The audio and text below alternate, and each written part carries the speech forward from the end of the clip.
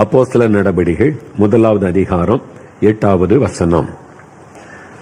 நான் வாசிக்கிறேன், கவனிங்க. புதிய ஏற்பாட்டில் 161வது பக்கம். பரிசுத்த ஆவி உங்களிடத்தில் வரும்போது நீங்கள் பலன் அடைந்து எருசலேமிலும் யூதேயா முழுவதிலும் சமாரியாவிலும் பூமியின் கடைசி பரியந்தமும் எனக்கு சாட்சிகளாயிருப்பீர்கள் என்று இயேசு சொன்னார். பரிசுத்த ஆவி உங்களிடத்தில் வரும்போது நீங்கள் பலன் அடைந்து எனக்கு சாட்சிகளாயிருப்பீர்கள். உங்க வீட்டுல, படிக்கிற இடத்துல, வேலை செய்கிற இடத்துல, பிசினஸ் பண்ற இடத்துல, போகிற எல்லா இடத்திலும் எனக்கு சாட்சிகளா இருப்பீங்க அப்படின்னு ஆண்டவர் சொல்றார். இந்த பரிசுத்த ஆவியானவருடைய அபிஷேகம், அந்த வல்லமை என்கிற காரியம் ஏன் நம்ம பெற்றுக்கொள்ளணும்? இயேசுவை நம்முடைய உள்ளத்தில் ஏற்றுக்கொண்டிருக்கிறோம், அவர் ரட்சகராய் நமக்குள் வாசம் பண்ணுகிறார், இது போதாதா என்பதாக நினைப்போம். நம்முடைய பாவத்தை விட்டு மனம் திரும்பி, இயேசுவே என் பாவத்தை மன்னிச்சிருங்க, நீங்க எனக்குள் வாசம் பண்ணுங்கன்னு அழைக்கும் போது இயேசு கிறிஸ்துவின் ரத்தத்தின் வல்லமை நம் இருதயத்தை கழுவி சுத்திகரித்து அவர் நமக்குள்ளே வாசம் பண்ணுகிறார். இயேசு நமக்குள் இருக்கிறார். அதான் ரட்சிப்பின் அனுபவம். இது போதாதா என்பதாக நாம் நினைப்போம். அது போதாது என்பதனாலதான் இயேசுவே சொல்லுகிறார், நீங்க இந்த பரிசுத்தாவின் வல்லமை பெற்றுக்கொள்ள வேண்டும் என்று இயேசு சொல்லுகிறார். அவர் காரணம் இல்லாமல் சொல்லுவாரா? நீங்க பாருங்களேன், அப்போஸ்தலர் நடபடிகள் 1ஆம் அதிகாரம் 4ஆம் வசனத்துல தன் சீஷர்களை பார்த்து இயேசு சொல்லுகிறார், நீங்கள் சில நாட்களுக்குள்ளே பரிசுத்த ஆவியினாலே ஞான ஸ்நானம் பெறுவீர்கள் என்று ஆண்டவர் சொல்லுகிறார். அப்ப இதுவரைக்கும் சீஷர்களுக்குள்ள பரிசுத்த ஆவியானவர் இல்லையா என்று சொன்னால், பரிசுத்த யோவான் எழுதின சுவிசேஷம் 14ஆம் அதிகாரம், யோவான் எழுதின சுவிசேஷம் 14ஆம் அதிகாரம் 17ஆம் வசனத்துல இயேசு சீஷர்களோடு இந்த பரிசுத்த ஆவியானவரை குறித்து பேசும் பொழுது, நான் போய் வேறொரு தேற்றரவாளனாகிய பரிசுத்த ஆவியை உங்களுக்கு அனுப்புவேன், அவரை நீங்க பெற்றுக்கொள்ளணும்னு சொல்லிட்டு, அவர் உங்களுடனே வாசம் பண்ணி உங்களுக்குள்ளே இருப்பதால் நீங்கள் அவரை அறிவீர்கள். இயேசு சொல்றார், உங்களுக்குள்ள ஒரு வாசம் பண்றாரு, அதனால நீங்க அவரை அறிந்து கொள்கிறீங்க அப்படின்னு சொல்லுகிறார் இந்த இடத்துல. அதே இயேசுதான் நீங்கள் இன்னும் சில நாளைக்குள்ளே பரிசுத்தாவினாலே ஞானஸ்நானம் பெற்றுக் கொள்வீர்கள் என்று சொல்லுகிறார். என்னங்க அப்படி அப்படின்னு நினைக்கலாம். பரிசுத்த ஆவியானவர் முதலாவது நாம் இயேசுவை ஏற்றுக்கொள்ளும் போது நம்மை முத்திரை போடுகிறார். அதை seal of the holy spirit என்று பரிசுத்த பவுல் நிருபத்தில் சொல்லும் பொழுது, பரிசுத்த ஆவினாலே முத்திரை போடப்பட்டீர்கள். நாம் முத்திரை போடப்படுகிறோம். ஆவியின் அச்சாரத்தை பெற்றுக் கொண்டீங்க. அது பரிசுத்த seal of the holy spirit. நாம் தேவனுடைய பிள்ளைகள் என்ற முத்திரை போடுகிறார்.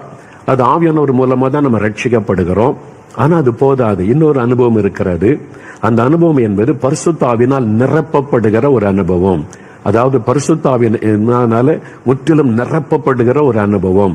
அதுதான் பரிசுத்த ஆவியினாலே ஞான ஸ்நானம் பெற்றுக் கொள்வது, பரிசுத்த ஆவியினாலே நிரப்பப்படுவது என்பதாக வேதத்திலே சொல்லப்பட்டிருக்கிறது. இயேசுவே சொல்லுகிறார்.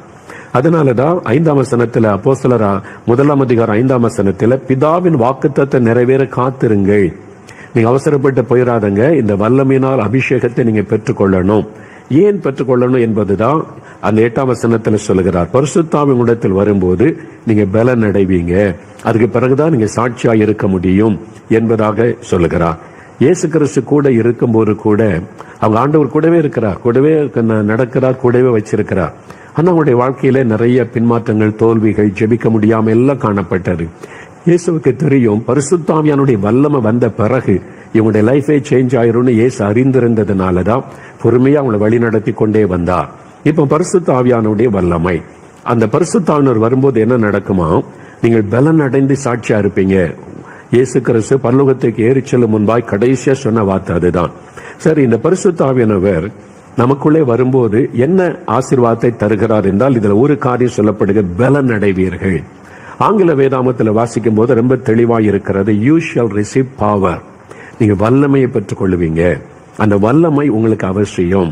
நீங்க ஒரு சாட்சியான வாழ்க்கை வாழணும், நீங்க சாட்சியா மற்றவங்களுக்கு முன்னால நிக்கணும், நீங்க ஆண்டவருக்கு மகிமையை விளங்க பண்ணணுமானா உங்களுக்கு ஒரு வல்லமை தேவை. அந்த வல்லமை தருகிறவர் தான் பரிசுத்த ஆவியானவர். அதாவது அந்த ஆவியானவர் யார் என்று சொன்னா, வேத புத்தகத்துல நம்ம வாசிக்கிறோம், கர்த்தரே ஆவியானவர், கர்த்தருடைய ஆவி எங்கு அவங்க விடுதலை உண்டு. அதாவது அவரே பரிசுத்த ஆவியானவராக நமக்குள் வாசம் பண்ணி நம்மை வல்லமைப்படுத்துகிறார். தேவன் தன்னுடைய வல்லமையை நமக்கு தருகிறார்.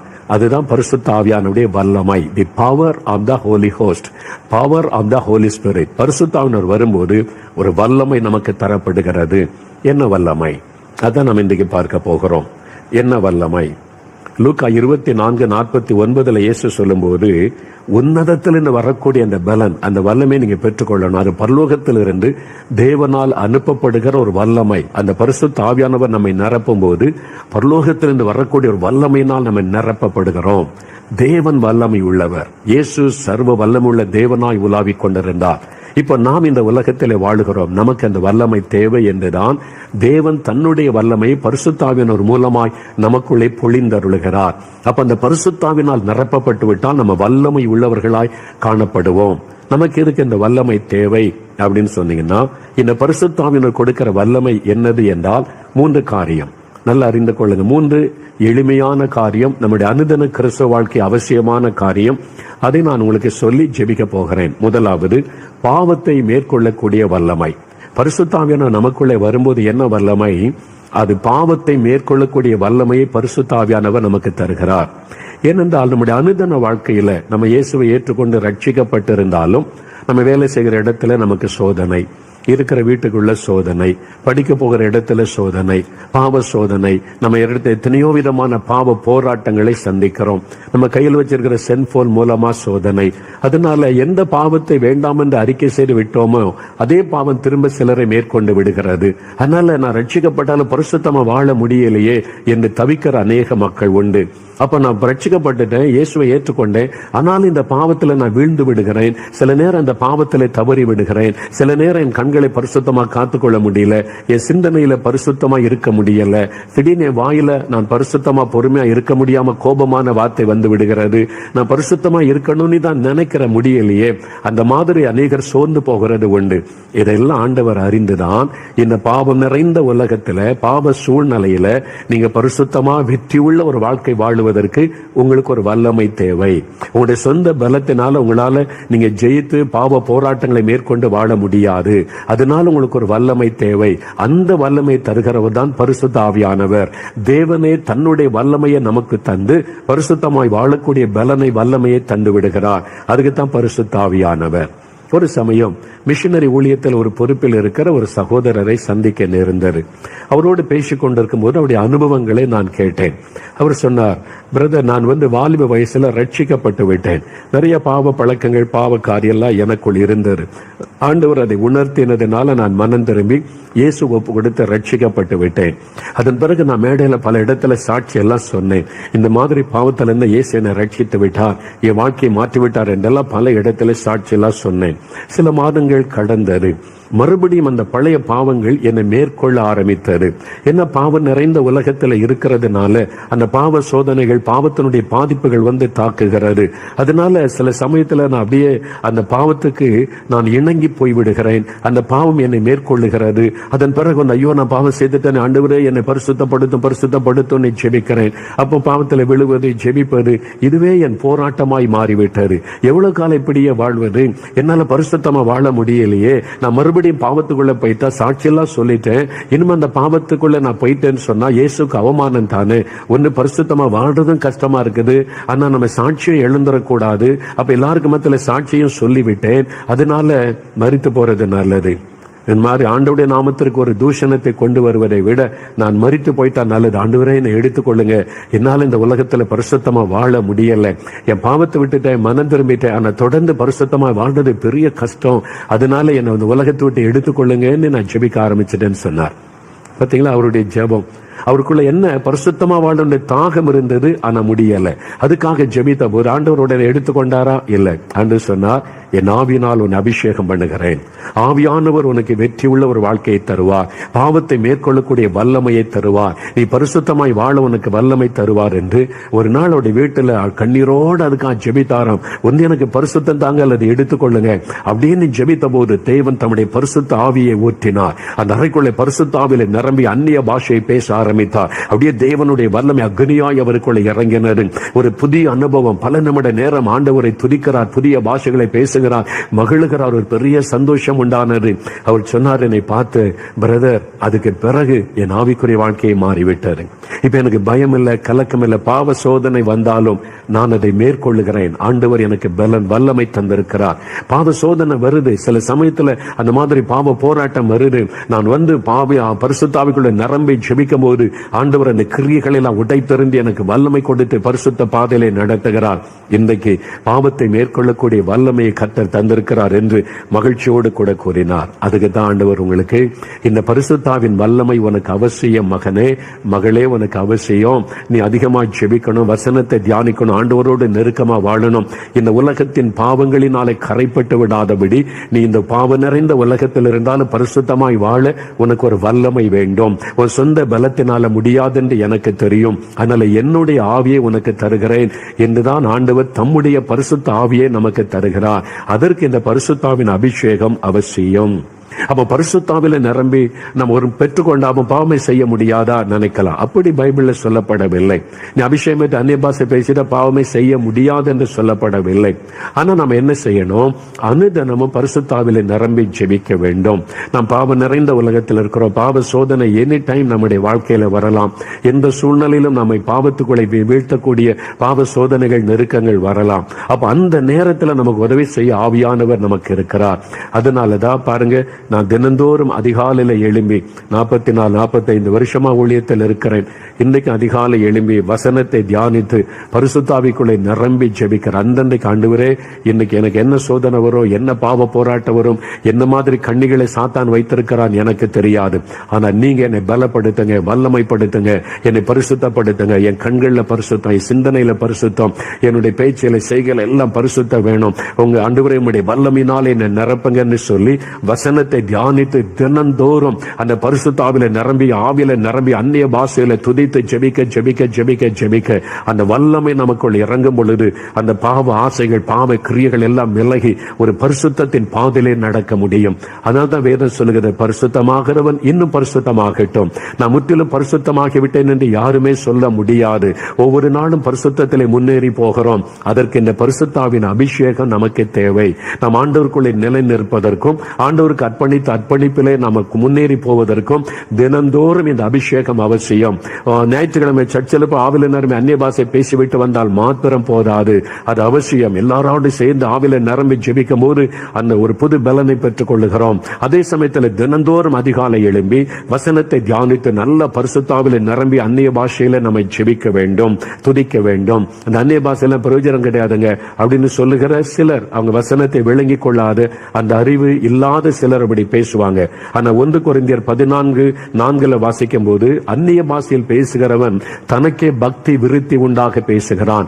ஆவில நிரம்பி அந்நிய பாஷையில நீங்க பேச பேச பேச பேச உங்களுடைய பக்தி விருத்தியாகும், பரிசுத்தம் விருத்தியாகும், வல்லமை விருத்தியாகும். உங்களுக்குள்ள ஆவிக்குரிய வல்லமை அப்படியே விருத்தியாகி பலம் உள்ளவர்களா மாறுவீங்க. அதனால உலகத்திலேயே பெரிய திருச்சபை ஸ்தாபித்த டாக்டர் பாலியங்கச்ச சொல்லுகிறார், தினந்தோறும் அதிகாலையில் எழும்பி 1 மணி நேரம் அந்நிய பாஷையிலேயே தேவனை துதித்து ஜெபித்துக் கொண்டிருப்பாராம். அதனால பரிசுத்தாவிலே நிறைந்து அப்படி அந்நிய பாஷையிலே துதிப்பது, ஜெபிப்பது, பாடுவது, அந்த ஆவியானுடைய நிறைவிலே நாம் இருக்கும் போது பாவத்தை மேற்கொள்ளக்கூடிய பலன், வல்லமையை ஆவியானவர் தருகிறார். அதற்கு இந்த அபிஷேகம் அவசியம். இரண்டாவது, இந்த பரிசுத்தாவின் வல்லமை என்ன வல்லமை? இரண்டாவது, நாம் இந்த உலகத்தில் வாழும்போது நிறைய பிரச்சனைகளை சந்திக்கிறோம். இல்ல குடும்பத்துல பிரச்சனை, வேலை செய்யற இடத்துல பிரச்சனை, பிசினஸ்ல பிரச்சனை, ஊழியம் செய்த ஊழியத்துல பல மடங்கு பிரச்சனைகள், இந்த போராட்ட பிரச்சனைகளை சந்திக்கிறோம். அப்ப பிரச்சனைகள் நிறைந்த உலகத்துல நம்ம வாழ்கிறோம். அதனால இந்த பிரச்சனைகள் வழியாகத்தான் நம்ம கடந்து போக வேண்டும். நிறைய பேர் இந்த பிரச்சனையில சோர்ந்து போவாங்க. என்ன ஐயா வாழ்க்கையில் ஒரே போராட்டமா இருக்கு, பிரச்சனையா இருக்குன்னு சொல்லி. அப்போ இந்த பிரச்சனைகள், போராட்டங்களை மேற்கொள்வதற்கு ஒரு வல்லமை தேவை. அந்த வல்லமை தருகிறவர் பரிசுத்த ஆவியானவர். பாவத்தை மேற்கொள்ளக்கூடிய வல்லமை மாத்திரல்ல, நாம் அனுதினம் சந்திக்கிற பிரச்சனை, போராட்டங்களை மேற்கொள்ளக்கூடிய வல்லமையை ஆவியானவர் நமக்கு தருகிறார். யோவான் 16:33 வாசிக்கும் போது இயேசு என்ன சொல்றார் பாருங்க, உலகத்தில் உங்களுக்கு உபத்திரமும் உண்டு. இயேசுவே சொல்றார். நீ பைபிள்ல பாருங்க, யோவான் 16:33 உலகத்தில் உங்களுக்கு உபத்திரமும் உண்டு. அப்ப கிறிஸ்தவ வாழ்க்கைன்னா உபத்திரவம் இல்லைன்னு, உபத்திரவம் உண்டு. இயேசுவை எப்ப பின்பற்ற ஆரம்பிக்கிறோமோ நீங்க உபத்திரவத்துக்குள்ள வந்துட்டீங்கன்னு அர்த்தம். அதே மாதிரி 1 பேதுரு 1 அதிகாரம் 6 வசனத்தை நீங்கள் வாசிக்கும் போது, நீங்கள் துன்பப்பட வேண்டியது அவசியம். வசனம் சொல்ல, துன்பப்பட வேண்டியது அவசியம் ஆனதால். அப்போ ஆண்டவர் ரட்சித்துட்டார், இயேசு கூட இருக்கிறான்னு சந்தோஷப்படுறீங்க, நல்லது. அதே சமயம் நீங்க துன்பப்பட வேண்டியது அவசியம். துன்பத்தின் பாதையிலே தேவன் நம்மை நடத்துவார் என்று வேதம் சொல்லுகிறது. அப்போஸ்தலர் 14 அதிகாரம் 22 வசனத்துல பவுல் விசுவாசிகளுக்கு ஒரு அற்புதமான ஆலோசனை கொடுக்கிறார். அவர் சொல்லும்போது என்ன சொல்றார்? நாம் அநேக உபத்திரவங்களின் வழியாய், அப்போஸ்தலர் நடபடிகள் 14 அதிகாரம் 22 வசனம் பாருங்க. நாம் அநேக உபத்திரவங்களின் வழியாய் தேவனுடைய ராஜ்யத்தில் பிரவேசிக்க வேண்டும். அதான் அநேக உபத்திரம் வரும் தேவனுடைய பிள்ளைகளுக்கு. வீட்டுக்குள்ள உபத்திரம் வரும், வேலை செய்யற இடத்துல உபத்திரம் வரும், பிசினஸ்ல உபத்திரம், ஊழியம் செய்துட்டா தினந்தோறும் உபத்திரம் வந்தா பாடுகள் தான். அதுக்கு மத்தியில தான் நம்ம வாழ்ந்து ஆகணும். அப்போ பாருங்க, அதான் வாசிக்கிறோம். சங்கீதம் 34:19 அப்பவே ஆண்டவர் எழுதி வச்சிருக்கிறார் பாருங்க, நீதிமான்களுக்கு ஒரு துன்பங்கள் அநேகமாயிருக்கும். நீங்க எப்ப ரட்சிக்கப்பட்டு இயேசு ரத்தத்தினால் கழுவப்பட்டு நீதிமான்களா மாறிட்டீங்களோ, நீதிமான்களுக்கு ஒரு துன்பங்கள் அநேகமாயிருக்கும் என்று வசனத்தில் சங்கீதம் 34:19 பார்க்கிறோம். ஆனாலும் கர்த்தர் எல்லாவற்றிலிருந்து நம்மை விடுவிப்பார். அதான் வாக்கு தத்துவம். அப்போ பாடு வரும், உபத்திரம் வரும். வீட்டுக்குள்ள, நம்ம வேலை செய்யற இடத்துல, நம்ம வசிக்கிற இடத்துல, ஊழியம் செய்யற இடத்துல பாடு, உபத்திரவம், நிந்தை, நெருக்கம் இதெல்லாம் வரும். இதை சந்தித்து தான் ஆகணும். இது வழியாகத்தான் ஆண்டவர் நடத்துவார். இல்ல எனக்கு பாடெல்லாம் வேண்டாம், உபத்திரவெல்லாம் வேண்டாங்க, எனக்கு இதெல்லாம் ஒண்ணு வேண்டாம் அப்படின்னு சொல்லிட்டா பரலோகமே எனக்கு வேண்டாம்னு சொல்ற மாதிரி. என்ன அப்படித்தானே பவுல் சொல்ல, அநேக உபத்திரவங்களின் வழியாய் பரலோக ராஜ்யத்துல நம்ம பிரவேசிக்கணும். அது உபத்திரவம் நிறைந்த பாதை தான். அதனால இது இல்லாம கிறிஸ்துவ வாழ்க்கை கிடையாது. ஆனா அதுக்கு மத்தியில நம்ம சந்தோஷமா இருப்போம், அதுக்கு மத்தியில நம்ம மகிழ்ச்சியா இருப்போம், அதுக்கு மத்தியில நம்ம சொந்து போக மாட்டோம், கலங்க மாட்டோம், பயப்பட மாட்டோம், மகிழ்ச்சியா இருப்போம். அதுக்கு ஒரு பலன் தேவை. அந்த பலனை தருகிறவர் பரிசுத்த ஆவியானவர். அதுதான் பரிசுத்த ஆவியானவர் கொடுக்கிற ஒரு வல்லமை. பிரச்சனைகளை மேற்கொள்ளக்கூடிய வல்லமை, பிரச்சனைகளுக்கு மத்தியில சந்தோஷமா இருக்கக்கூடிய வல்லமை, பாடுகளுக்கு மத்தியில மகிழ்ச்சியாய் சமாதானமாய் இருக்கக்கூடிய வல்லமை, அது பரிசுத்த ஆவியானவர் தான் நமக்கு தர முடியும். ஒரு உதாரணம் பாருங்க. அப்போஸ்தலர் நடபடிகள் 12 அதிகாரம் எடுங்க. அப்போஸ்தலர் 12 அதிகாரம் வேத புஸ்தகத்துல, அப்போஸ்தலர் 12 அதிகாரத்துல, அதாவது 179வது பக்கம், புதிய ஏற்பாட்டுல 179வது பக்கம் பாருங்க. ஏரோது ராஜா ஆட்சி பண்ணி கொண்டிருக்கிறாரு. அவர் கிறிஸ்தவர்களுக்கு விரோதமாய் செயல்படுகிறார். கிறிஸ்தவ ஊழியக்காரராய் இருந்த யாக்கோபை கொலை செய்துட்டார். அவர் ஒரு தப்பும் பண்ணல, அரசாங்கத்துக்கு விரோதமா பேசல, கலவரம் பண்ணல, திருடல, கொலை செய்யல. என்ன செய்தார்? இயேசுவை எல்லாருக்கும் அறிவிச்சார், அவ்வளவுதான். இயேசுவை அறிவிக்கிறது ஒரு குற்றமா? அந்த நாட்கள் அவங்க சர்வாதிகார ஆட்சி பண்ணாங்க, ரோமருடைய ஆட்சி. அதனால அவங்க சீசரை தான் கடவுள்னு சொல்லணும், வேற யாரும் கடவுள்னு சொல்லக்கூடாது. அந்த மாதிரி லார்டுன்னு சீசரை தான் அழைப்பாங்க. அதனால இயேசுவை கடவுள்னு அறிவிச்சதுனால கோபத்தோடு கொலை செய்துட்டா யாக்கோபை. இப்போ சிலருக்கு அது பெரிய சந்தோஷம். அப்படி ஒரு கூட்டம் இருக்காங்கல்ல, கிறிஸ்தவங்களுக்கு ஒரு இதாக பண்ணிட்டா சந்தோஷப்படுறதுக்கு. அது மாதிரி அந்த காலத்துல கொஞ்சம் பேர் சந்தோஷப்பட்டாங்க, இயேசுக்கு விரோதமா இருந்தவங்க. உடனே பேதுரு இப்படி ஜெயில வச்சுட்டார். ஜெயில வச்சுட்டு பேதுருவையும் தலையை துண்டித்து கொலை செய்திருவாங்க. அந்த நாட்கள்ல பேதுருவையும் கொலை செய்ய தீர்ப்பு கோரிட்டார். இந்த ஆள் இயேசு பற்றி அறிவிக்கிறாரு, வேற ஒருத்தர் கடவுள்னு சொல்றாரு, இயேசுன்றவரை கடவுள் சொல்றாரு, இவரை தலையை வெட்டி என்ன கொன்னொருன்னு தீர்ப்பு கோரிட்டார். யாரும் பேச முடியாது, வக்கீல் வச்சு வாதாட முடியாது. அந்த காலம் அது சர்வாதிகாரம். அப்போ அவங்க ஆட்சி பண்றாங்க சர்வாதிகாரமாக. அந்த சமயத்துல பாருங்க 5வது வசனம், அப்போஸ்தலர் 12:5. அப்படியே பேதுரு சிறைச்சாலையிலே காக்கப்பட்டிருக்கையில் சபையார் ஊக்கத்தோட ஜெபித்தாங்க. சபையாரு ஜெபம் பண்றாங்களாம். அப்ப என்ன நடக்குது? 6வது வசனம் பாருங்க. ஏரோது ராஜா பேதுருவை வெளியே கொண்டு வரும்படி, அதாவது ஜெயில இருந்து வெளியே கொண்டு வந்து அவருக்கு சிறைச்சேரம் பண்ணுவதற்கு முந்தின நாள் ராத்திரியிலே பேதுரு 2 சங்கிலிகளாலே கட்டப்பட்டு 2 சேவகர் நடுவே நித்திரை பண்ணி கொண்டிருந்தான். காவற்காரரும் கதவுக்கு முன்னிருந்து சிறைச்சாலையை காத்து கொண்டிருந்தார்கள். கையில சங்கிலி, கால்கள்ல சங்கிலி. அப்போ வெளியில போர்ச்சேவகர்கள் வெளிப்பா காத்திருக்கிறாங்க. இந்த சங்கிலி மாத்திரம் இல்ல, அந்த ஜெயிலுக்குள்ள, அந்த ரூமுக்குள்ளே அந்த ஆள் தப்பிடக்கூடாது. அவரு பாவம் ரவுடியும் கிடையாது, அது மாதிரி கொலைகாரனும் கிடையாது. சிறைச்சாலைக்குள்ள சங்கிலிகளால கட்டிட்டு 2 பக்கமும் 2 போர்வைகள் படுத்திருக்கிறாங்க. வெளியில காவலுக்கு ஆள் இருக்கிறாங்க. கதவுகள் எல்லாம் வரிசையா மூடப்பட்டிருக்கிறாரு. இப்ப சிறைச்சாலையில் இருக்கிற, நாளைக்கு உனக்கு மரண தண்டனை பேதுருக்கு சொல்லிட்டாங்க. சபையார் தான் ராத்திரில தூங்காம ஜெபித்து கொண்டிருக்கிறாங்க. பேதுரு என்ன பண்ணாரா? முந்தின நாள் ராத்திரியிலே பேதுரு நித்திரை பண்ணி கொண்டிருந்தார், நல்லா தூங்குறார்.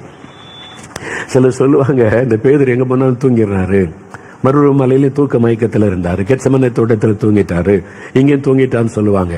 அங்க தூங்குனது வேற, இங்க அவர் தூங்குவது வேற. இப்போ இவர் பரிசுத்தாவினால் நிரப்பப்பட்டு விட்டார்.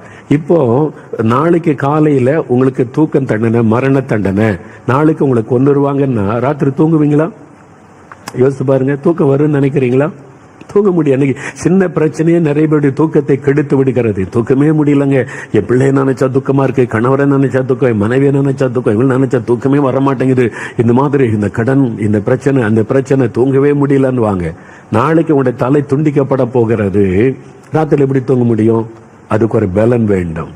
பேதுருவை எழுப்பி, பேதுருவே நாளைக்கு உங்களுக்கு மரண தண்டனை, தலையை துண்டிக்க போறேன்னு ராஜா சொல்லிட்டா, எப்படி ராத்திரி தூங்க முடிந்தது அப்படின்னு கேட்டு சொல்லியிருப்பாரு சிரிச்சுக்கிட்டு. அது பரிசுத்த ஆவியானவர் கொடுத்த பலன். பேதுருவே நீ பயப்படாத, என் சித்த இல்லாம ஒருத்தர் உன்னை தொட முடியாது, உன் பாடல நிம்மதியா தூங்கு, எந்த டிஸ்டர்பன்ஸும் இல்லை, என் தூக்கம் பாதிக்கப்படல, நிம்மதியா தூங்குனேன், தேவதூதன் தான் வந்து தட்டி எழுப்பினான்னு சொல்லியிருப்பார். அதற்கு ஒரு பலன் வேண்டும். அந்த வல்லமையை தருகிறவர் தான் பரிசுத்த ஆவியானவர். அதுக்கு ஒரு வல்லமை வேணும். இன்னைக்கு நிறைய பேர் ராத்திரில தூங்க முடியல, நிம்மதியா இருக்க முடியல, தூக்கம் வரமாட்டேங்குதுன்றாங்க. இந்த பிரச்சனை, அந்த பிரச்சனை மைண்ட்ல ஓடிக்கிட்டே இருக்குது, என்ன பண்ண தெரியலன்றாங்க. அப்போ நாம அந்த பிரச்சனை, போராட்ட, நெருக்கத்துக்கு நடுவிலையும் நாம நிம்மதியா தூங்கணுமானா அதுக்கு ஒரு வல்லமை தேவை. அந்த வல்லமையை தருகிறவர் பரிசுத்த ஆவியானவர். அந்த பரிசுத்தாவுடைய வல்லமை பெற்றுக்கொண்டீங்கன்னா உங்களை சுற்றில என்ன நடந்தாலும் உங்களுக்கு எந்த டிஸ்டர்பன்ஸும் வராது, பயம் இருக்காது, சோர்வு இருக்காது, கலக்கம் இருக்காது, நல்ல நிம்மதியா தூங்குவீங்க, நிம்மதியா இருப்பீங்க, கலக்கம் இல்லாம இருப்பீங்க. அதுதான் பரிசுத்த ஆவியானவர் கொடுக்கிற ஒரு வல்லமை. என் மேல ஒரு பொய்யான குற்றச்சாட்டை சொல்லி நான் பேசினது கிறிஸ்தவ ஊழியக்காரங்களுக்கு. ஆனா நாங்க இன்னும் இந்துக்களையே குறை சொல்லி பேசின மாதிரி அவங்க வந்து கட் பண்ணி இதை போட்டு அதை போட்டு எத்தனையோ வருஷத்துக்கு முன்னால பேசினரை வச்சு நூற்றுக்கணக்கான வழக்குகள் தொடுக்கப்பட்டு இப்ப மோகன்லால் கைது பண்ணிடுவாங்க, ஜெயில போட்டுருவாங்கன்னு அங்கங்க இந்த நியூஸ் எல்லாம் வருது. ஆனா அப்ப வந்து என்னை தேடிலாம் சில ஊழியர்கள் வந்துட்டாங்க, பிரதர் நீங்க ஆன்டிசிபேஷன் பெயில் எடுத்துருங்க, 100க்கு மேற்பட்ட இடத்துல உங்களுக்கு வந்து அது மாதிரி வழக்கெல்லாம் போட்டு ஏதாவது நடந்துரும் அப்படின்னு சொல்லி. நான் ஏன் எடுக்கணும் அப்படின்னு கேட்டேன். என்ன பிரதர் இந்த மாதிரி சூழ்நிலை வெளியில இவ்வளவு ஓடிக்கொண்டு இருக்கிறது, உங்களை பற்றி இப்படி வாட்ஸ்அப்ல அதெல்லாம் போய் கொண்டு இருக்கிறதுன்னு சொல்லி, நான் இந்துக்களை அவங்கள நேரடியா அவங்கள பார்த்து எதுவும் பேசல. நான் கிறிஸ்தவ ஊழியர்களுக்கு சில காரியத்தை விளக்கி சொல்லி கொண்டிருந்தேன், அவ்வளவுதான். அவங்க தப்பா என்னை குறித்து பிரபலப்படுத்தி அந்த செய்தியை தப்பா திரிச்சு சொல்லி அதை வச்சு பெரிய வழக்கு போட்டு இருக்கிறாங்க. அதை பற்றி எனக்கு கவலை இல்லை. அப்படியே ஆனாலும் கைது செய்யட்டும், ஜெயில வைக்கட்டும். ஜெயிலுக்கு நான் போனா ஏசு என்ன நீ இப்ப ஜெயிலுக்கு போயிட்டு பான்னு விட்டுருவாரு? அவர் என் கூட தானே வருவார் ஜெயிலுக்கு. அங்க போனாலும் ஆத்மா இருக்குதுல, அங்க போய் ஊழியம் செய்யலாம், ஜெபிக்கலாம்.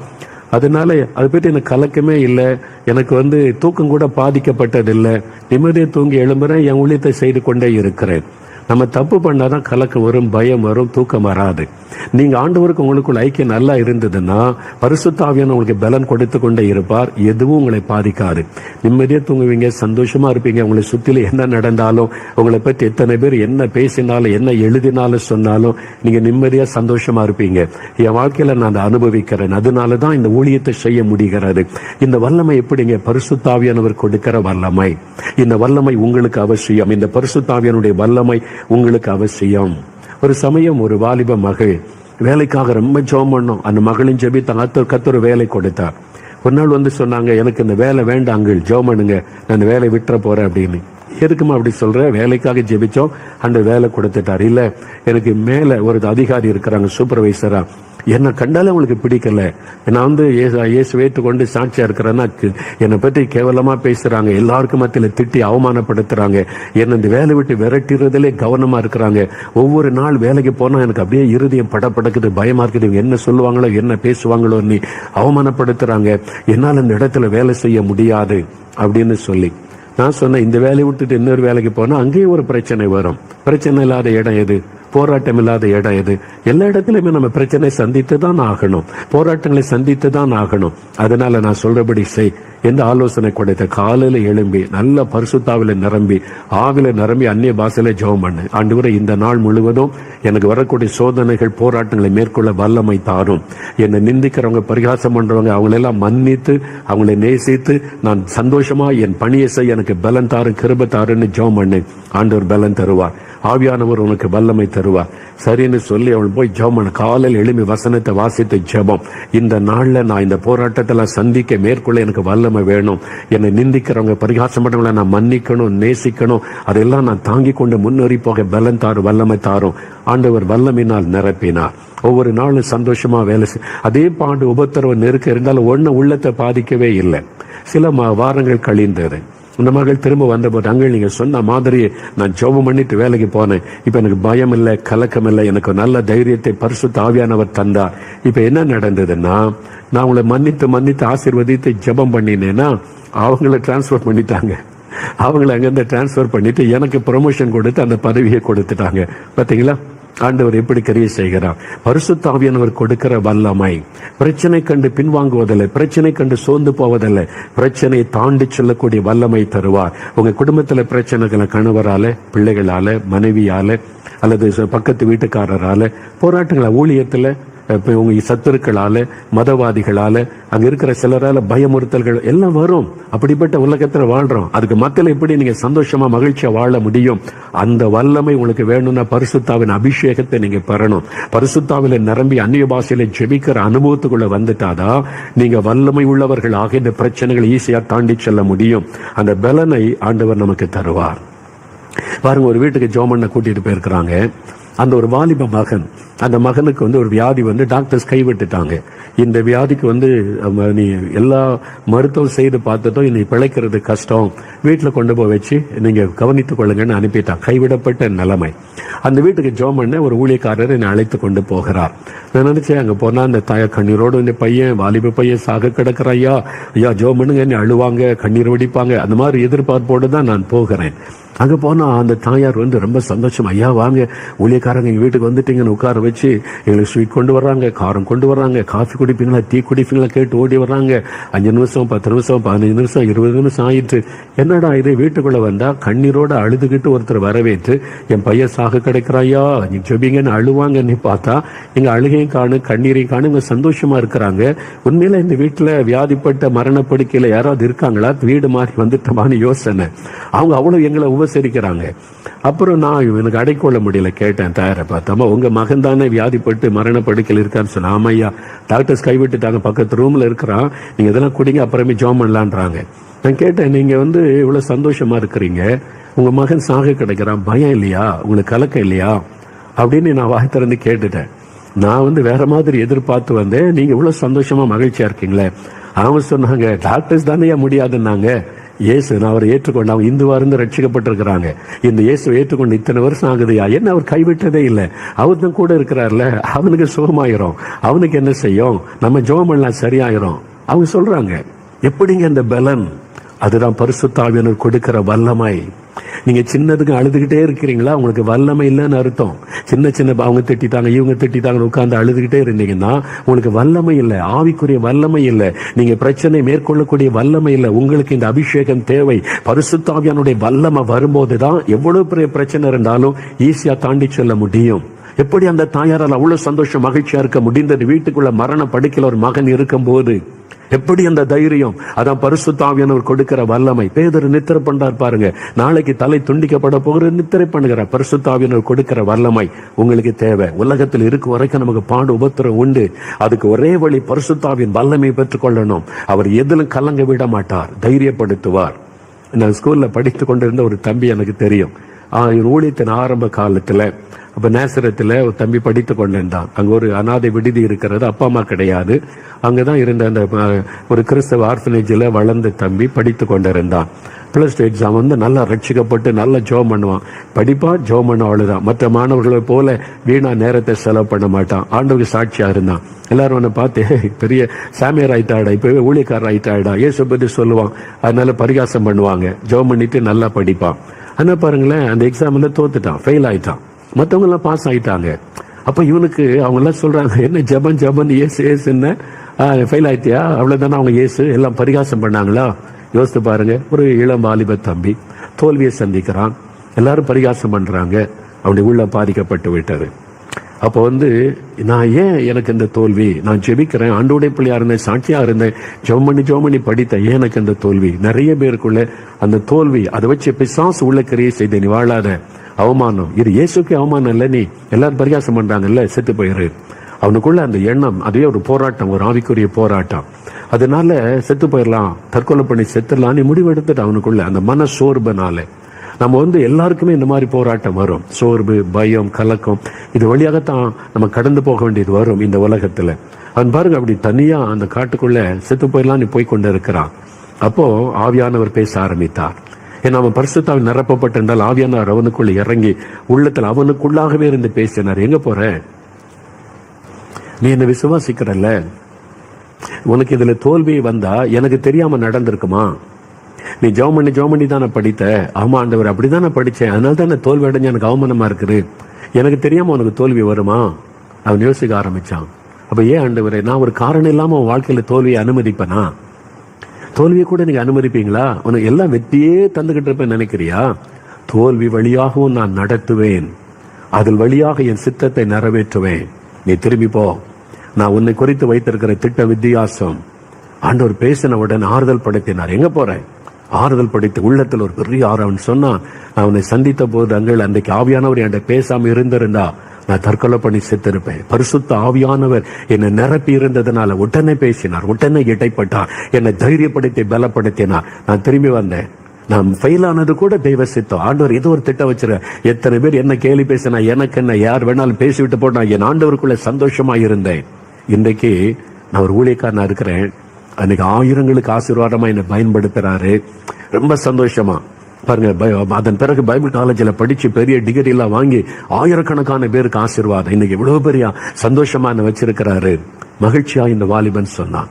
அப்போ ஆவியானவர் பலப்படுத்துவார், வல்லமை தருவார். தோல்விகளை சந்திக்கிறதற்கு ஒரு வல்லமை தேவை, நிந்தைகளை சந்திக்க ஒரு வல்லமை தேவை, பாடுகளை சந்திக்க ஒரு வல்லமை தேவை.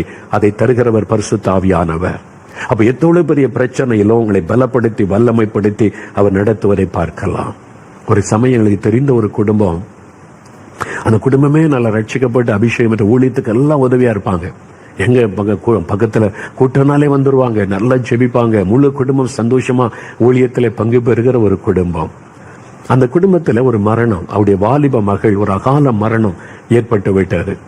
அந்த செய்தி கேட்டு நான் இருதயத்தில் அதிர்ச்சி அடைந்து விட்டேன். அந்த குடும்பமே அபிஷேகம் பெற்று நல்லா ஊழியம் செய்கிற குடும்பம், ஊழியத்துக்கெல்லாம் உதவியா இருக்கிற குடும்பம், அந்த குடும்பத்திலே இப்படி ஒரு மரணமா வாலிப மகளுக்கா? என்னை அப்படியே அதிர்ச்சி அடைய வைத்து விட்டது. நாங்கள் ஊழியர்கள்லாம் ஒரு 4-5 பேர் சேர்ந்து ஒரு வாகனத்தை ஒழுங்கு பண்ணி அவங்களுக்கு பேர் ஆறுதல் சொல்லிட்டு வரலாம். மறித்து ஒரு 2 நாள் ஆகிவிட்டது. நாங்க போகும்போது பேசுறோம், என்ன ஆறுதல் சொல்றது அவங்களுக்கு?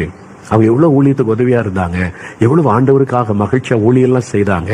அந்த குடும்பத்துல இப்படி ஒரு மரணமா அவருடைய வாலிபா மகளுக்கு? கிரகிக்கவே முடியலையே, யோசிக்கவே முடியலையே, நம்மளால ஏற்றுக்கொள்ள முடியல. அந்த குடும்பம் எப்படி ஏற்றுக்கொள்வாங்க? நம்ம என்ன வார்த்தை சொல்லி உங்களை சமாதானப்பட? ஒரு வியாதி வந்து மறிச்சிட்டா ஒரு சமாதானம் சொல்லலாம், ஒரு விபத்து ஏற்பட்டு மறிச்சா கூட ஒரு சமாதானம் சொல்லலாம் பைபிள்ல இருந்து எடுத்து. இதுக்கு நம்ம சமாதானம் சொல்ல முடியும், ஆறுதல் சொல்ல முடியும்? எங்களுக்குள்ள ஒரு பயம், எப்படி அவங்க கேள்வி கேட்ட என்ன பதில் சொல்றாரு அப்படின்னு நினைச்சிட்டே போறோம். நாங்க 4-5 ஊழியர்கள் போய் வாகனத்தை வீட்டுக்குள்ள போனா எங்களை ரொம்ப சந்தோஷமா வாங்கன்னு வரவேற்று உட்கார வச்சு அவங்க எங்களை உபசரிக்கிறாங்க. நான் பாக்குறோம் அவங்களுடைய அந்த தாய் தகப்பன் உடன்பிறந்த மற்றவங்க எல்லாம் வீட்டுல இருக்கா, சந்தோஷமா பேசுறாங்க, அப்படி பண்றாங்க. நாங்க என்ன பேசுறேன்னு உட்கார்ந்து இருந்தா அவங்க அந்த மரித்து போன மகளை குறித்தும் நடந்த சம்பவத்தை குறித்தும் தேவ சித்து இல்லாம நடக்க முடியாது. இப்ப எங்க மகள் இயேசுவோடு கூட இருக்கிறாள், இளம் பிள்ளை வாலிப மகள். அப்ப அது எவ்வளவு பெரிய பாதிப்பை உண்டாக்கி நான் நினைச்சேன். பல கேள்வி கேட்பாங்க, என்ன பதில் சொல்றதுன்னு தெரியாம போனா அவங்க எங்களை ஆறுதல் படுத்துறாங்க. நான் அப்படியே ஆச்சரியம் பார்த்து கொண்டேன், எப்படி அவங்களால முடியுது? அப்ப அவங்கள்ட்ட நான் வாய் திறந்து கேட்டுட்டேன், நாங்க பயந்துகிட்டே வந்தவங்களுக்கு என்ன ஆறுதல் சொல்றது, எப்படி சொல்ல முடியும்னு நினைச்சுக்கிட்டே வந்தோம். நீங்க இவ்வளவு சந்தோஷமா பேசுறீங்க. அந்த மரண செய்தி எங்களை முதல்ல துக்கப்படுத்துச்சு. நாங்களும் பெற்றோர் தானே, பிள்ளை இழந்து நிக்கிறோம். அதனால கண்ணீர் விட்டு அழுதோம். நாங்க எவ்வளவு முடியுமோ அவ்வளவு அழுதோம். அதன் பிறகு பரிசுத்த ஆவியானவர் இறங்கினார், எங்களை தேற்றினார். எனக்கு தெரியாம இது நடக்க முடியுமா? நான் தானே உன் குடும்பத்தை நடத்துறேன். அப்ப நான் நன்மைக்காகத்தானே எதையும் அனுமதிப்பேன், தீமைக்கானதை உன் குடும்பத்தில் அனுமதிப்பேன். ஆண்டவர் பேசினார். நாங்க சந்தோஷமாயிடுவோம். மகள் என் சமூகத்துல தானே இருக்கிறாள், ஆண்டவர் ஆறுதல் படுத்தினார். இப்ப எங்களுக்கு ரொம்ப சந்தோஷம். நான் என் மகள் இயேசுவோடு இருக்கிறாள், ஆண்டவர் தான் இதன் வழியாக எடுத்துக்கொண்டார். ஒரு பெரிய சந்தோஷம். அதனால ஆண்டவர்கள் ஆறுதல் படுத்திட்டார். மறிச்ச 2 நாள் கழிச்சு அவங்க சொல்றாங்க, அவங்க போய் அளவு இல்ல, ஒரு சொட்டு கண்ணீர் வடிக்கல. எப்படிங்க இது? அதுதான் பரிசுத்தாவியனர் கொடுக்கிற வல்லமை. எவ்வளவு பெரிய பாடுகள், எவ்வளவு பெரிய இழப்புகள், எவ்வளவு பெரிய நிந்தைகள், நெருக்கங்கள் வந்தாலும் உள்ளத்தில் ஒரு தைரியம், பலன், மகிழ்ச்சி, அதுக்கு ஒரு வல்லமை தேவை. அந்த வல்லமை தருகிறவர் தான் பரிசுத்த ஆவியானவர். அதனால பிரச்சனைகளை மேற்கொள்ள உங்களுக்கு வல்லமை. இந்த பிரச்சனையில நம்ம சந்தித்து தான் ஆகணும். உலகத்துல வாழ்வரைக்கும் பிரச்சனை, பாடு, நிந்தை நமக்கு வரும். ஆனா அதுக்கு மத்தியில நம்ம தைரியமா மகிழ்ச்சியா இருக்கணுமான ஒரு வல்லமை தேவை. அந்த வல்லமை தான் பரிசுத்த ஆவியானவர் கொடுக்கிற வல்லமை. அதைத்தான் இயேசு சொல்லுகிறார், பரிசுத்த ஆவியானவர் வரும்பொழுது நீங்கள் வல்லமையை பெற்றுக் கொள்வீங்க. நீங்க உங்களுக்கு வரக்கூடிய ப்ரமோஷன் தடுக்கப்படலாம், உங்களுக்கு வரக்கூடிய வெற்றியை நீங்க இழந்து போகலாம், உங்க வாழ்க்கையில சில தடைகளை சந்திக்கலாம், சில நிந்தைகள், அவமானங்கள், பொய்யான குற்றச்சாட்டுகள், நீங்க சோர்ந்து போகிற எல்லாமே உங்களுக்கு விரோதமா பொருளாதார சாத்தான் எழுப்பி கொண்டு வருவான். அதுக்கு மத்தியில நீங்க சந்தோஷமா மகிழ்ச்சியா, இயேசு எனக்கு நல்லவர், என் கூட இருக்கிறார், என்னை நடத்துவார்னு சொல்லுவதற்கு ஒரு வல்லமை வேண்டும். அந்த வல்லமை தருகிறவர் தான் பரிசுத்த ஆவியானவர். எதுவும் உங்களை அசைக்க முடியாது. எந்த பாடுகளும் எனக்கு எத்தனை பாடு கொண்டு நிறைய பேர் எனக்கு ஆறுதல் சொல்லி செய்தி அனுப்புறாங்க, இதை குறித்து கலங்காதங்க, பயப்படாதங்க, நாங்கள் ஜெபித்து கொண்டு இருக்கிறோம் என்று அநேகருடைய ஜெபம் ஒரு பக்கம். அந்த ஜெபத்தின் மூலம் ஆவியானவர் என்னை பலப்படுத்த அந்த பலனை தந்திருக்கிறார், வல்லமை தந்திருக்கிறார். அதனால என் தூக்கம் கூட டிஸ்டர்ப் ஆவதே கிடையாது. தூக்கம் கூட டிஸ்டர்ப் ஆவதே கிடையாது. அதை நினைச்சு உட்கார்ந்து அழுதுகிட்டு இருக்கலாம் கிடையாது. ஒரு காலத்துல இந்த ஊழியத்தின் ஆரம்ப காலத்துல எனக்கு பலன் இல்லை. நான் ஒரு ரொம்ப சென்சிட்டிவ் அப்பப்போ அப்படி இருந்தேன். ஆவியானவர் இப்ப என்னை பலப்படுத்தி வல்லமைப்படுத்தி எதை குறித்தும் கலங்காத, பயப்படாத, சந்தோஷமா இரு, நான் இருக்கிறேன், அந்த பலனை தந்து கொண்டே இருக்கிறார். அதான் பரிசுத்த ஆவியானுடைய பலன். மூன்றாவது கடைசியாக இன்னொரு பலன், இன்னொரு வல்லமை பரிசுத்த ஆவியானவர் வரும்போது, முதலாவது பாவத்தை மேற்கொள்ளக்கூடிய வல்லமையை தருகிறார். சோதனைகளை மேற்கொள்ள பரிசுத்தமாய் வாழ ஒரு வல்லமை. இரண்டாவது பிரச்சனைகளை மேற்கொள்ளக்கூடிய வல்லமை. எவ்வளவு போராட்டத்துக்கு நடுவில் சந்தோஷமா, நிம்மதியா, மகிழ்ச்சியாய் வாழக்கூடிய வல்லமையை பரிசுத்த ஆவியானவர் தருகிறார். மூன்றாவது சாத்தானை மேற்கொள்ளக்கூடிய வல்லமை. நமக்கு விரோதமாய் போராடுகிற ஒரு சத்துரு இருக்கிறான். 1 பேதுரு 5:8 உங்கள் எதிராளியாகிய பிசாசானவன் என்று வசனம் சொல்லுகிறாரு. நம்முடைய எதிராளியாக இருக்கிற பிசாசானவன் கர்ச்சிக்கிற சிங்கம் போல எவனை விழுங்கலாமோ என்று வகை தேடி சுற்றி திரிகிறான். நீங்க ரட்சிக்கப்பட்டு ஆண்டவருக்கு இந்த வாழ ஆரம்பிச்சிட்டீங்க, குடும்பமா ஜெபிக்கிறீங்க, தனியா ஜெபிக்கிறீங்க, சுவிசேஷம் அறிவிக்கிறீங்க, ஆண்டவருக்குள்ள இருக்கிறீங்கன்னா சாத்தான் உங்களுக்கு குறி வைப்பான். உங்க வீட்டை எப்படியாவது உங்களை டிஸ்டர்ப் பண்ணணும், உங்களை துக்கப்படுத்தணும், ஜெபத்தை தடுக்கணும், உங்களுடைய ஊழியத்தை கெடுக்கணும், உங்களை சோர்ந்து போக பண்ணணும், உங்களை முடக்கி விடணும்னு சொல்லி கட்சிக்கிற சிங்கம் மாதிரி வருவான். அவன் சிங்கம் கிடையாது, சிங்கம் மாதிரி வேஷம் போட்டு கொண்டு வருவான். ஒரே ஒரு சிங்கம் தான் உண்டு, அது யூதா கோத்திரத்தின் சிங்கம், நம்முடைய ஆண்டவர் இயேசு கிறிஸ்து. ஆனா இவன் பொய்யன், ஏமாற்றுகிறவன். பிசாசுக்கு அப்படி சிங்கம் மாதிரி வேஷம் போட்டுக்கிட்டு கர்ச்சிப்பான், அவ்வளவுதான். இயேசு நாமத்தால் ஓடி போனா ஓடிய போயிடுவான், அவ்வளவுதான். ஆனா நம்ம பயமுறுத்தணும், சோர்ந்து போக பண்ணணும், கவலைக்குள்ளாக்கணும், நம்ம எப்படியாவது முடக்கி போடணும், ஜெபத்தை தடுத்துறணும், ஊழியம் செய்யறதை கெடுத்துறணும், நம்முடைய உற்சாகத்தை கெடுத்துறணும் என்பதற்கு அவன் பலவிதமான கிரியை செய்வான், ஆட்களை எழுப்புவான். நமக்கு விரோதமாய் பேசக்கூடிய ஆட்கள், பொய்யானதை சொல்லக்கூடிய ஆட்கள், நமக்கு விரோதமா ஆட்களை பிசாசு எழுப்புவான். நமக்கு விரோதமா மந்திரவாதம் செய்யறவங்க, பில்லி சுனை செய்யற ஆட்களை எழுப்பி அதன் மூலமாய் போராட்டம் நடத்துவான், எதிராளியாக பிசாசானவன்.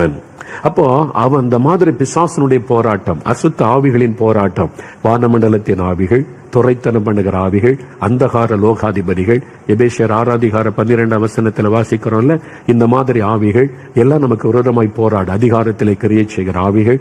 நம்ம முடைக்கிறணும், சோர்ந்து போக பண்ணணும்னு சொல்லி, நீங்க வேலை செய்யற இடத்துல, படிக்கிற இடத்துல, நீங்க ஊழியம் செய்யற இடத்துல, நீங்க பிசினஸ் பண்ற இடத்துல காரணம் இல்லாத பிரச்சனை வரும், காரணம் இல்லாத போராட்டம் வரும், காரணம் இல்லாத குற்றச்சாட்டு வரும், எப்படியாவது உங்களை முடைக்கிறணும். அப்ப உங்களை சோர்ந்து போக பண்ண போராடும், மன சோர்வை கொண்டு வரும்படி உங்களுடைய ஆவியில ஒரு சோர்வு வந்துடணும். பயத்தை உண்டாக்கி தான் உங்களை முடைக்கலான்னு பயப்படுத்துகிற மாதிரி சூழ்நிலையை உருவாக்குவான். அதனுடைய விலை கவலையில அப்படியே நம்மளை அப்படி அமிழ்த்து விட வேண்டும் என்ற கவலை, அந்த பாரத்தை கொண்டு வர போராடுவான். அது மாத்திரம். அப்புறம் கடைசியில் நமக்கு இடம் கொடுத்து கவலை, பயத்துக்கு இடம் கொடுத்து போனீங்கன்னா மன அழுத்தம், டிப்ரெஷன், அவ்வளவுதான் ஃபைனல் ஸ்டேஜுக்கு கொண்டு வருவான். ஸ்டெப் பை ஸ்டெப்பா அவன் கிரியை செய்வான். அப்போ அந்த எதிராளியாகிய பிசாசு, இந்த சாத்தான், அவனுக்கு 6000 வருஷம் எக்ஸ்பீரியன்ஸ் இருக்கு. ஆதாம் காலத்திலிருந்து ஆதாமே சந்திச்சவன், ஏவாளை ஏமாத்தினவன்ல, தாவீதை பார்த்தவன், ஆபிரகாமை பார்த்தவன், மோசையை பார்த்தவன், அவன் எல்லா தீர்க்கதரிசிகளை எல்லாம் பார்த்தவன், 6000 வருஷம் எக்ஸ்பீரியன்ஸ். அதனால யாரை எங்க அட்டாக் பண்ணணும் அப்படின்னு அவன் சுத்தி வருவான். அதனால பயந்துறாருங்க. அவங்க எத்தனை வருஷம் எக்ஸ்பீரியன்ஸ் இருக்கட்டுமே, நம்ம கூட இருக்கிறவர் யார் தெரியுமா? அவனை காலின்களை மிதித்த இயேசு நம்ம கூட இருக்கிறார். அவனை காலின்களை மிதித்து அவனுடைய தலையை நசுக்கின இயேசு, சிலுவையில அவன் மீது வெற்றி சிறந்த இயேசு நம்மோடு இருக்கிறார். இதை பரிசுத்த ஆவியானவர் நமக்கு ஞாபகப்படுத்தி பலப்படுத்தி சாத்தானை மேற்கொள்ளக்கூடிய வல்லமையை நமக்கு தருவார். அவன் எவ்வளவு போராடினாலும் நம்ம தோல்வி அடைய விட மாட்டார். அநேக வருஷத்துக்கு முன்னால முதல் முறை நான் குவைத் தேசத்திற்கு ஊழியத்துக்கு அழைக்கப்பட்டு போயிருந்தேன். குவைத் நாட்டுல அங்க வந்து 2-3 வாரத்துக்கு ஊழியெல்லாம் ஒழுங்கு பண்ணி வச்சிருக்கிறாங்க.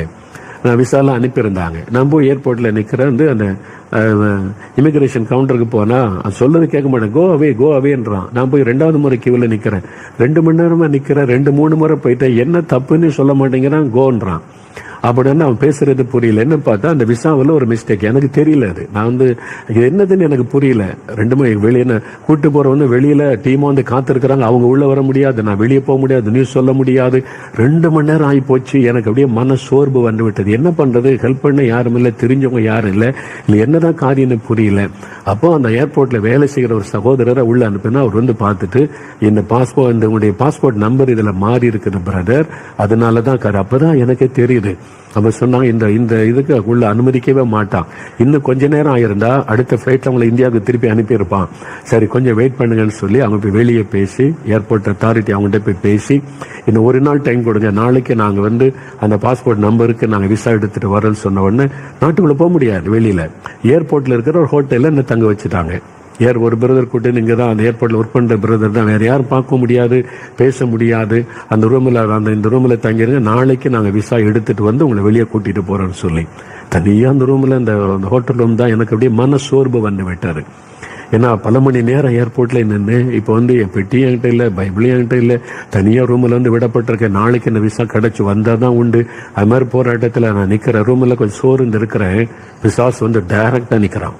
சாத்தான் வந்து பேசினான், உன்னை இந்த தேசத்துக்குள்ள விட மாட்டேன், இந்த தேசத்துக்குள்ள நீ போக முடியாது அப்படின்னு வந்து அப்ப அதான் சாத்தானுடைய டைம். நம்ம எப்போ சோர்ந்து இருக்கிறோம், முதல்ல மன சோர்வை உண்டாக்கி தான் நம்ம அட்டாக் பண்ண பார்ப்பான். அந்த சமயத்துல வந்து அவன் வந்து நின்று நேரடியா பேசுகிறான், நேரடியாக ஒரு மோதல். அவன் வந்து நின்று நாட்டுக்குள்ள அவனை விட மாட்டேன் பாரு, இந்த தேசத்துக்குள்ள நான் போக முடியாது, ஊழியம் செய்ய விட மாட்டேன் என்பதாய் நின்றான். அப்போ நான் ஏற்கனவே தனித்து விடப்பட்டு சோர்வு இருக்குன்னா வேறு வழியில முழங்கால் படிக்கிட்டேன். ஆண்டவரே உம்முடைய பலன் எனக்கு வேணும்.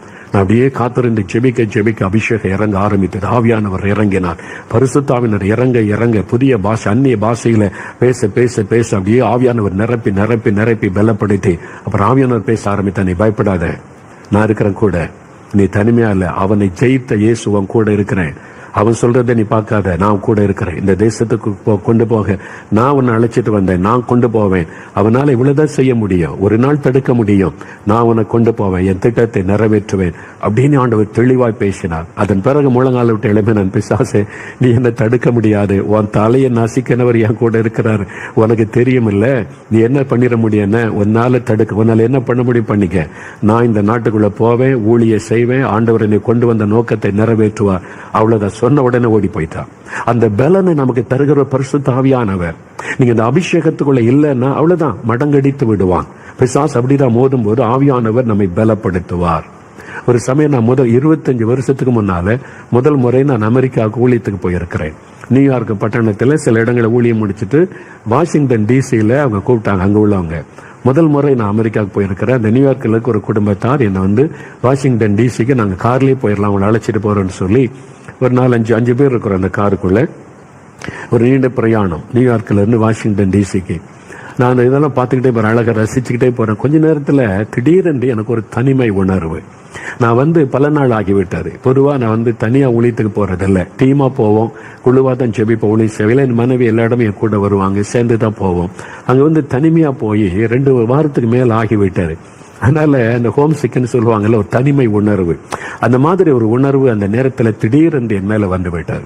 சாத்தான் அப்படிதான் நம்மளை அட்டாக் பண்ணுவான், நம்மளை வந்து ஆவிக்குரிய வாழ்க்கையில சோர்ந்து போக பண்ண, உனக்கு யாரும் கிடையாது, நீ அவ்வளவுதான் அந்த மாதிரி. அந்த தனிமை உணர்வு அப்படியே எனக்குள்ள மன சோர்வை கொண்டு வந்து விட்டார். உடனே எனக்கு என்ன தோணுது, ஊருக்கு திரும்பி போயிடலாம், வேண்டாம், உடனே நம்ம இந்தியாவுக்கு திரும்பி போயிடலாம் அப்படின்ற ஒரு எண்ணம் எனக்கு வருது. அப்படியே மன சோர்வில் அப்படி இருதயம் கலங்கி நான் அந்த கார்ல ஒரு ஓரமா உட்காந்துருந்தேன். மற்ற 4 பேர் சந்தோஷமா பேசிக்கிட்டே வரோம். அவங்க அமெரிக்காவை சார்ந்தவங்க, எல்லா வாலிபர்கள், வாலிப மகள், அவங்க எல்லாம் அந்த ஃபேமிலி மெம்பர்ஸ் எல்லாம் பேசிக்கிட்டே வர்றாங்க.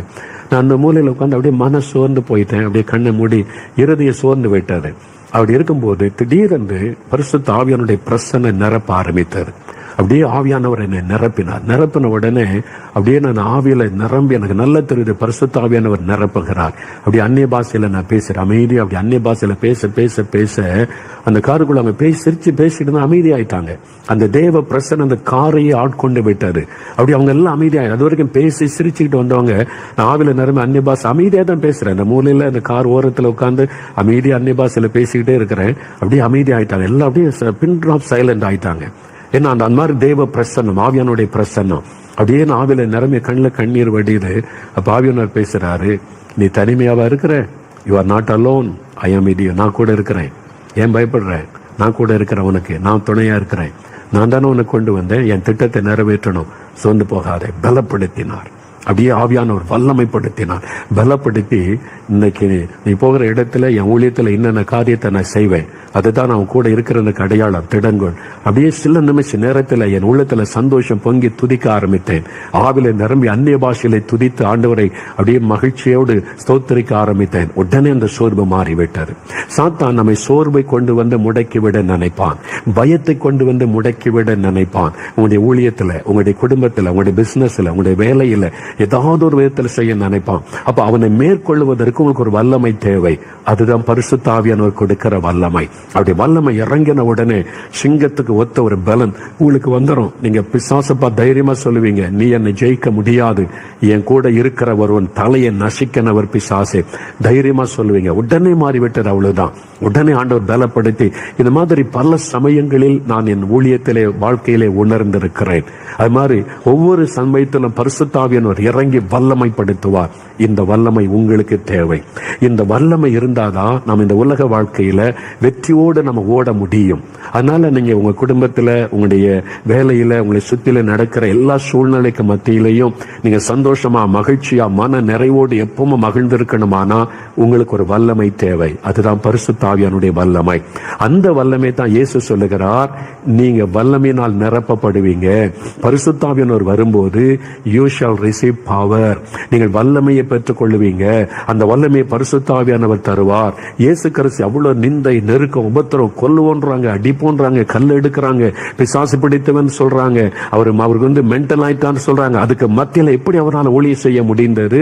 எதுவுமே அவரை பாதிக்கவில்லை. சந்தோஷமா எப்படி ஊழியம் செய்ய முடிந்தது? அவர் மேல இருந்த அபிஷேகம். அப்போஸ்தலர் 10:38 வாசிக்கிறோம், தேவன் அவரை பரிசுத்த ஆவியினால் வல்லமையினால் அபிஷேகம் பண்ணி இருந்தார். அந்த அபிஷேகம் பரிசுத்தாவுடைய வல்லமை இருந்ததுனாலதான் எதுவும் அவரை அசைக்க முடியல. அவர் மகிழ்ச்சியோட ஊழியம் செய்து கொண்டிருந்தார். பவுல், பேதுரு, ஸ்தேவான் இவங்கெல்லாம் எதிர்ப்பு, நிந்தை, நெருக்கங்களை சந்தித்தாலும் கலங்கல, முன்வைத்த கால பின்வைக்கல, தைரியமாய் நின்று சாதித்தார்கள். எப்படி முடிந்தது? பரிசுத்த ஆவியின் வல்லமை, அந்த அபிஷேகம், ஆவியானவர் கொடுத்த வல்லமை, பரிசுத்த ஆவியிலே நிரம்பி ஜெபிக்கிற அனுபவம். அதான் 1 கொரிந்தியர் 12 அதிகாரங்களிலே பவுல் சொல்கிறார், நான் பரிசுத்த ஆவிக்குள்ளே நிரம்பி அந்நிய பாஷையிலே ஜெபம் பண்ணுவேன், ஆவியிலே நிரம்பி அந்நிய பாஷையிலே பாடல் பாடுவேன், அந்நிய பாஷையிலே துதிப்பேன் என்றெல்லாம் எழுதுகிறார். அந்த அனுபவம் இருந்ததனாலதான் அவங்களால சாதிக்க முடிந்தது. ராஜாக்களை கண்டு பயப்படவில்லை, எதிர்த்து நிற்கிற ராஜ்யங்களை கண்டு பயப்படவில்லை, எதிர்த்து நிற்கிற மதவாதிகளை கண்டு பயப்படல, தைரியமாய் நிற்க காரணம் அந்த பலனை கொடுத்தவர் பரிசுத்த ஆவியானவர். ஜெயிலை கண்டு பயப்படல, அடிகளை கண்டு பயப்படல, எதை கண்டு சோர்ந்து போகல. அவங்க சோர்ந்து போகாம தைரியமா நிற்க காரணம் ஆவியானவர் கொடுத்த வல்லமை. இந்த வல்லமை உங்களுக்கு தேவை, உங்களுக்கு தேவை, எனக்கு தேவை, நமக்கு தேவை. தினமும் இந்த பரிசுத்த ஆவியிலே நிரம்பி நம்மை ஜெபித்து நாம ஜெயம் பெற்றவர்களாய் முன்னேறி போகணும். அதற்கு தான் இந்த அபிஷேகம் எனக்கு கிடைக்குமா? உங்களுக்கு கிடைக்கும். சின்ன பிள்ளைகள் கூட கிடைக்கும். யோவேல் 2:28 குமாரர் குமாரத்திகள்னா சின்ன குட்டி பிள்ளைகள், அவங்க மேலே இந்த அபிஷேகத்தை ஊற்றுவேன், அவங்க தீர்க்க தரிசனம் உரைப்பார்கள் ஆண்டு சொல்லி இருக்கிறார். அப்ப வாலிபர்கள், கன்னிகைகள், அப்ப வாலிபர்களை பற்றி தனியா சொல்லி இருக்கிறார். அப்படின்னா குமாரர் குமாரத்திகள் குட்டி பிள்ளைகள், உங்க மேலே அந்த அபிஷேகத்தை ஆண்டவர் ஊற்றுவார். வாலிபர்கள், வயதானவர்கள், ஊழியக்காரர், ஊழியக்காரிகள் எல்லாருக்கும் இந்த அபிஷேகம் தேவை. இந்த பரிசுத்த ஆவியின் நிறைவு தேவை. ஆண்டவர் உங்களுக்கு கொடுக்க விரும்புகிறார். 120 பேர் மேலறையில கூடியிருந்தாங்க அப்போஸ்தலர் 2 அதிகாரத்துல. அதுல வெறும் 12 பேருக்கு மாத்திரம் அல்ல, 120 பேர் மேலே அக்னிமயமான நாவுகள் வந்து அமர்ந்தது. 120 பேரும் இயேசுவுடைய தாய் தாயார், அவருடைய சகோதரர்கள் இருந்தாங்க. எல்லாருமே பரிசுத்தாவிலே நிரம்பி அந்நிய பாஷை பேசினார்கள், பற்பல பாஷை பேசினார்கள் என்று வேதம் சொல்லுகிறது. அத்தனை பேரும் அப்போஸ்தலர் 10 கொர்நேலியு வீட்டில் அங்கு கூடியிருந்த குடும்பத்தார் எல்லாருமே ஆவியானவர் இறங்கினார். எல்லாரும் அந்நிய பாஷைகளை பேசி தேவனை புகழ்ந்தார்கள் என்று வாசிக்கிறோம். எல்லாருக்கும் அந்த வல்லமை ஆண்டவர் தருவார், உங்களுக்கு தருவார், இன்றைக்கு தருவார். நான் என்ன செய்யணும் அப்படின்னு கேட்கிறீங்களா? யோவான் 7:37 முதல் 39 வசனம் வரைக்கும் நீங்க பாத்தீங்கன்னா, முதலாவது ஆண்டவர் சொல்லுகிறார், ஒருவன் தாகமாயிருந்தால் என்னிடத்தில் வந்து பானம் பண்ண கடவன். எதுக்காக சொல்லுகிறார்? என்னை விசுவாசிக்கிறவனுடைய உள்ளத்திலிருந்து ஜீவ தண்ணீருள்ள நதிகள் புறப்படும். 39 வசனத்துல தம்மை விசுவாசிக்கிறவர்கள் அடைய போகிற பரிசுத்த ஆவியை குறித்து இப்படி சொன்னார். அப்படின்னா முதலாவது பரிசுத்த ஆவியை நீங்க பெற்றுக்கொள்ளணும்.